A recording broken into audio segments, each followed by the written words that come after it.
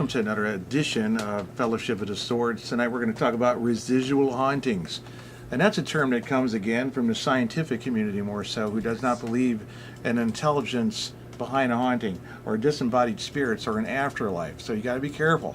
And it's a common used one because they talk about residual hauntings as though there's some sort of echo or remembrance of the past, like an energy has stored a kind of video of the events, which is really absurd because limestone and all these things aren't going to record full color, full motion video, sound sync, you know, as though it's been done by R2-D2 projecting the princess asking for Obi-Wan's help. Now, the reason why, you know, we need to debunk it is because we have to remember that the unbiased, when it is usually pretty much impossible and not ever likely, we should always consider it as an intelligence behind a haunting, something you see. Even if it's just a projection of a Civil War battle, it's still not like, why is it recorded? Well, you're seeing it for a reason. So we'll start with that, but anything to add to the first part of this? Residual hauntings, what's that make you think of when you hear that? It's not so much what does it make me think of, what is my preconceived notion. When I think of a residue, I think of, you know, my spilled pasta sauce on the countertop. And I think, oh my gosh, is it going to stain something? Because, you know, sometimes sauce is stained. So when I think of residual haunting, and it could be different for everyone, you know, residual comes from the word residue, and a residual meaning that there's a residue that remains. All right. So how can, when you have a haunting, you know, we're talking about something that is preternatural, supernatural, unexplainable. A haunting is something that is a recurring image that basically leaves you unsettled. So how can something that doesn't exist and is not matter, how can it be residual? So when I think of residual haunting, you know, what comes to mind is one of my favorite movies from years ago about, I don't know, do you remember the movie I'm thinking about? The Castle, and it was so hilarious.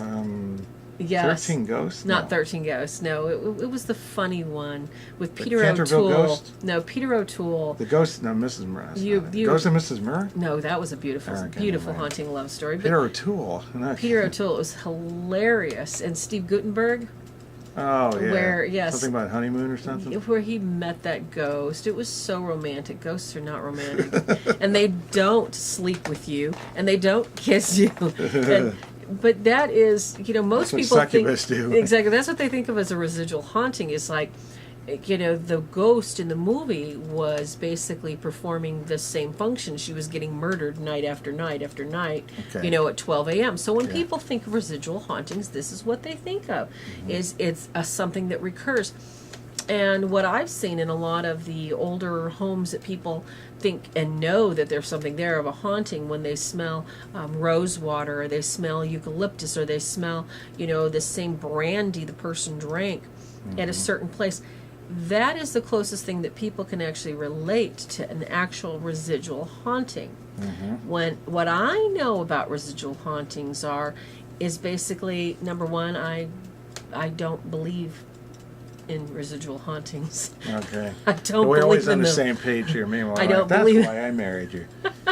And It hasn't been my experience. experience. What you said is good too, because that's one of the classifications they consider to be a residual haunting when it repeats, because they don't understand why it repeats.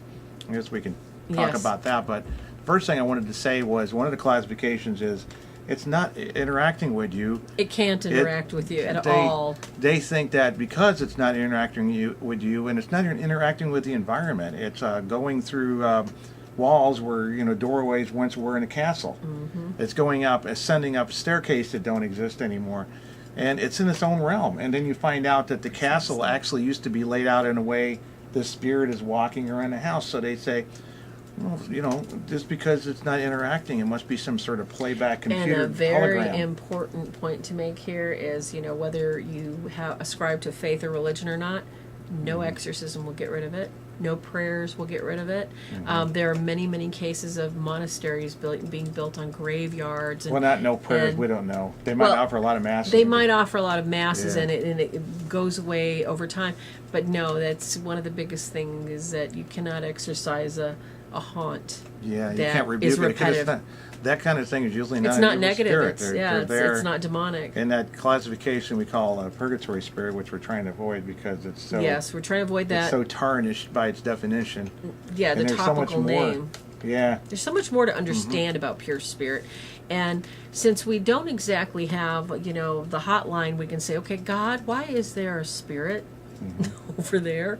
And God says, well, geez, I gave that spirit the opportunity to wander around right there for the next 200-300 years until I decided to say, hey, I'm coming back. Yeah, you wish. We just Wish it was that simple. I know, I do. And everybody else does too. So, we use our own collective imaginations or suggestions by, whispering demons that tell us, what's a residual haunting, and you can go grab a handful of sage and wave it and the spirit will be happy. Woo, don't do that. That's because he first thinks it's pot. And he starts to put It's on like, his Bob Marley this music and smells everything. good. It's like, wait a minute. I'm just kidding about that. Don't Yeah, listen to sage that. is a theology cooking tool. there. Sage is a Padre cooking Pio tool. had an experience that he experienced a monk in the chapel he would go in and pray in. And it was a repeating. Yes. It wasn't interacting. And It wasn't one day scary. he saw him in there. He it didn't says, make him fearful. who are you? Why are you here? And you can ask that initially. You don't want to keep conversations up. The spirit told him that when I was a monk, I failed to genuflect, and in front of the Blessed Sacrament. Oh, how sad. So he was repeating. He was there every day, genuflecting and praying, genuflecting and praying. Now they would call that residual, but it's a form of temporal punishment of a sort. It's actually a learning experience for him too. Maybe he didn't appreciate the essence of the Blessed Sacrament, the presence of Jesus. And there's no and he way learned to in the our afterlife. spirits in this flesh can understand it. Mm-hmm. There's no way we can possibly comprehend the mind of God.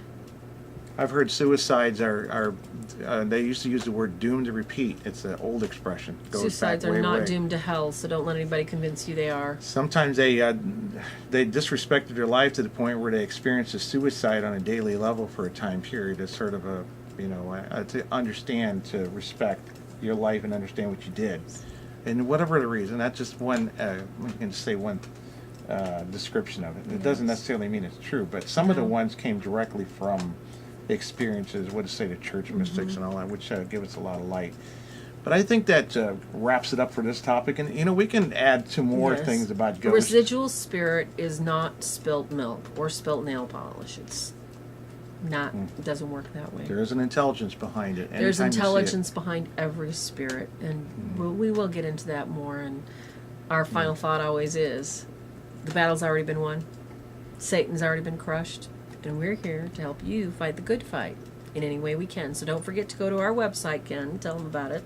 www.swordsofstmichael.org. CatholicDemonologist.com is an alternate. That's the one with the educational resources on it. But you can still hit us up on the hotline if you need haunted help or advice or consultations, and take advantage of our years of experience and studies. And that would be 573-990-1333. And call us anytime, night or day. Well, it's usually shut off at night. But Leave us a message. yeah, leave us a message or try again if you don't get through. The operators are busy and standing by. No, we don't have any operators or anything like that. So we just wanted to say thank you for watching, and subscribe on whatever network or channel. You can keep informed about new videos and so forth in that way. Yes. And have a good evening or a good night, whichever it be on your side. And God bless.